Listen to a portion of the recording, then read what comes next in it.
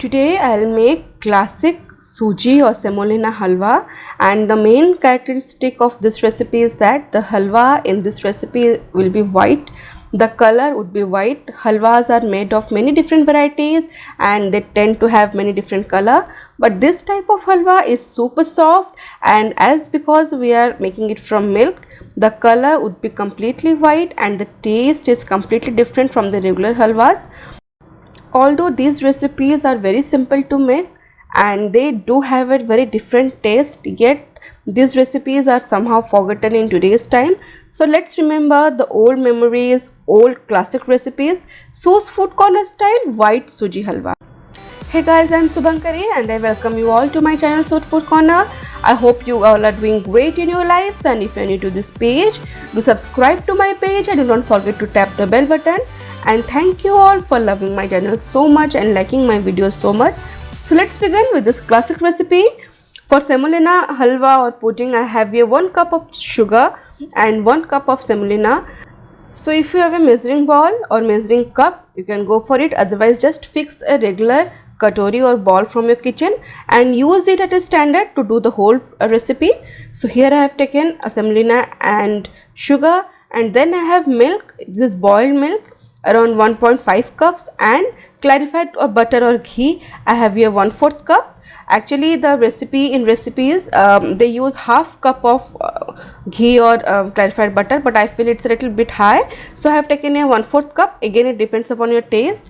Cashews 8 to 10 I have taken, some raisins around 1 tablespoon, half teaspoon of cardamom powder, elaichi powder, and a pinch of salt. So very simple. So the first procedure is I need to melt the sugar in the milk. So I have just added the milk to a pan, and I'll add sugar and wait till the sugar dissolves in the milk. We don't want the milk to be reduced or any extra changes. Just wait till the sugar melts nicely in the milk.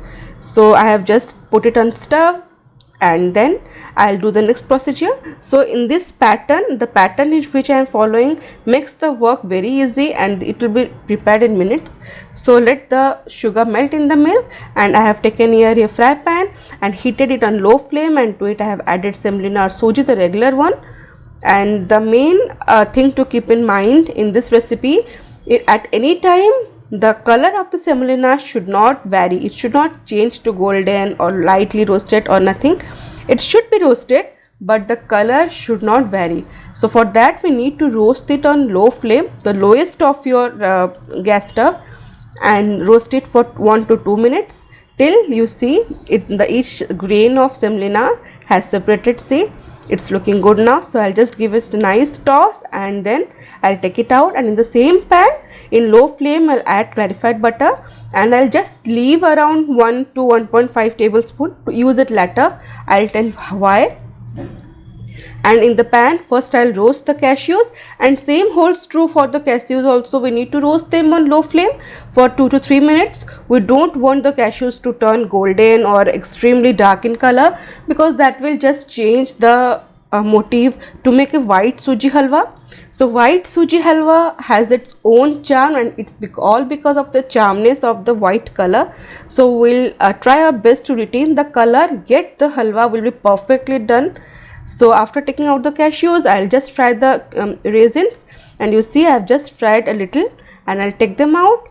And in meanwhile I'll just show you my sugar has completely melted in this milk, and this milk has been heated perfectly.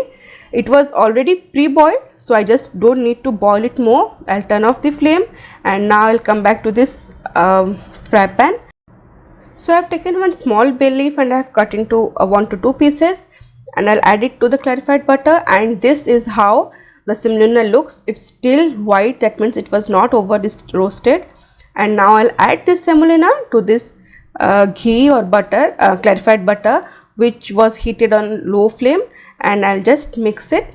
And again roast this semolina or suji in this low flame in the clarified butter for 3 to 4 minutes. And this is the point where you need to be more extra careful. The semolina or suji should not turn golden at any cost, otherwise it will not retain its whitish color.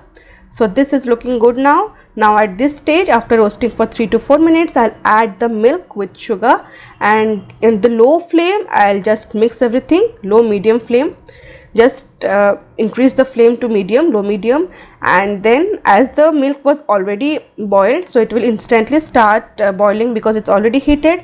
Add the cardamom powder, a pinch of salt. Adding a pinch of salt is completely optional, but yes, adding a pinch of salt will balance out the sugar.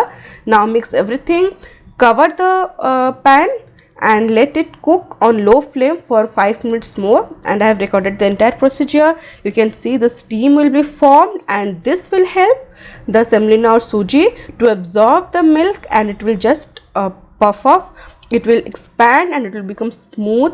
And you can see after opening the lid, this semolina pudding or suji halwa has nicely been has soaked all the milk. And at this stage, after mixing for 1-2 minutes, I'll add the fried cashews and the raisins, and at this stage I'll add the ghee or butter, clarified butter that we had left, around 1 to 1.5 tablespoon, and mix it nicely. The moment I start mixing the ghee, the texture of this halwa will change. You can see it has become shiny, glossy, and somehow it will become totally non-stick. You'll see, this is a signal that our halwa has been perfectly cooked. Otherwise it will become mushy and it will stick to your hands. So that is not a characteristics of a good halwa. And you can see the bottom of my pan, it's perfectly done. And now switch off the gas, and our beautiful white color suji milk halwa is ready. You can see how nicely it has retained this color. It's completely white. So I'll just show you how non-sticky it is. I'll take a small bit. Actually it's too hot now, so just I'll take it in my hands, and you can see how non-sticky it is. It is absolutely non-sticky. It doesn't stick to my fingers, and I can actually mold it to any shape I want. See, if it would have been raw or uncooked, then it will stick to my fingers. My fingers would be totally mushy. So it's perfectly done, and our halwa is ready to be served.